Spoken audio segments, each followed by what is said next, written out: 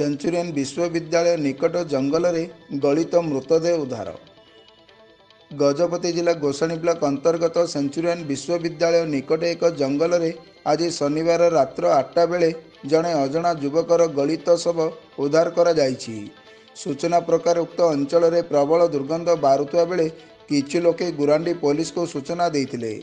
घटनास्थल में गुरांडी थाना अधिकारी श्री रवींद्र पात्र पहुंची तदंत आरंभ करिसेंति। ଏହି ଘଟଣାଟି ସମ୍ପୂର୍ଣ୍ଣ ସସ୍ପେନ୍ସ ଥିବାବେଳେ ଏହା ହତ୍ୟା ନା ଆତ୍ମହତ୍ୟା ତା ସନ୍ଦେହ ସୃଷ୍ଟି କରୁଛି। ଏହା ସହ ମୃତ ବ୍ୟକ୍ତି ଜଣକ କିଏ ଆଉ ଘଟଣାସ୍ଥଳରେ କେମିତି ଆସିଲେ ତା ତଦନ୍ତ ଜାରି ରହିଥିବା ବେଳେ ମୃତ ବ୍ୟକ୍ତିଙ୍କ କୌଣସି ପରିଚୟ ମିଳିନାହିଁ। ଘଟଣାସ୍ଥଳରେ ପାଳାଖେମୁଣ୍ଡି ଏସ୍ଡିପିଓ ଶ୍ରୀ ମାଧବ ନାୟକ ପହଞ୍ଚି ତଦନ୍ତ ଚଳାଇଛନ୍ତି।